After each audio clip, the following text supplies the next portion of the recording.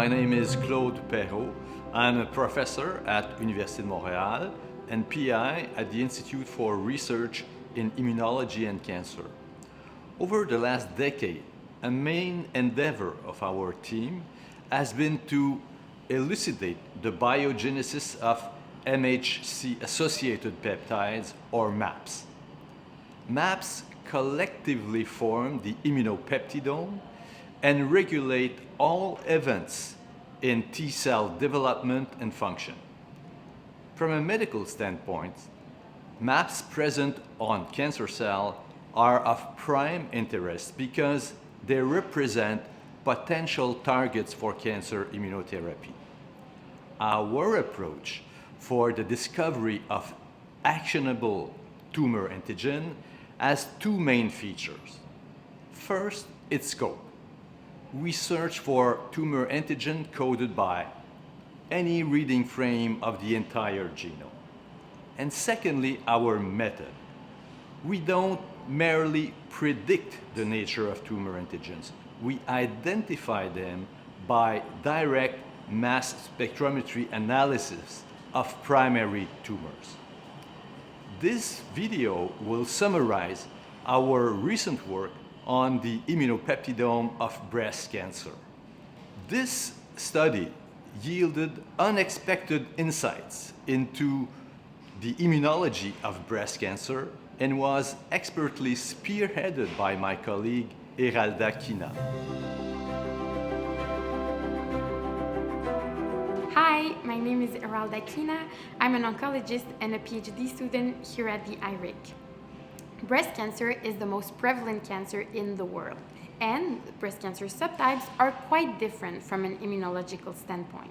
Indeed, hormone receptor positive breast cancer is lowly infiltrated by T cells and are considered cold tumors, whereas triple negative breast cancer tumors are highly infiltrated by T cells and are considered hot tumors. So what exactly happens to explain this phenotype? And is it possible that the antigens presented by those two subtypes are different?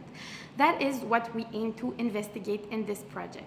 In cancer, we are interested in two types of antigens. The first ones are tumor-specific antigens that we can only find on tumor cells. They can either come from mutated regions or aberrantly expressed region.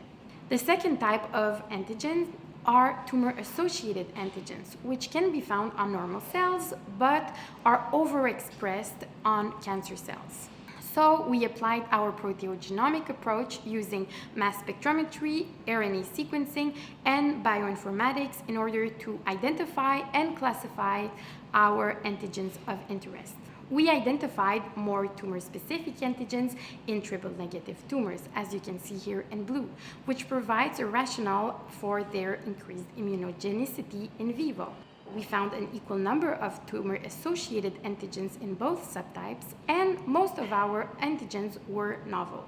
Most of our TSAs derived from cancer testis antigens or non-coding regions. Using the TCGA cohort, we saw that triple-negative tumors express a higher level of tumor-specific antigens than hormone receptor-positive tumors. We also saw that predicted presentation correlated with immune infiltration. We identified quite a few TAAs in both subtypes.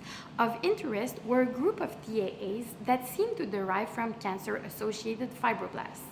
In order to confirm this, we used single-cell datasets that were already published, and we evaluated if the source genes indeed seem to derive from cancer-associated fibroblasts. And we found that yes, this was the case. This is an interesting finding, as this can be a new type of vaccine target.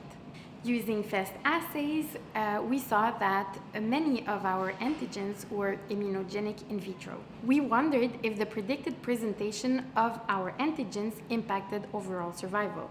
Again, using the large TCGA cohort, we calculated the number of antigens presented by each tumor. And we found that for triple-negative tumors that had a high level of predicted presented tumor-specific antigens, they had an overall survival benefit. This was the case for TSAs that derive from non-coding regions and cancer testis antigens. Of note, this benefit is HLA restricted, suggesting that it relies on CD8 T cell activation.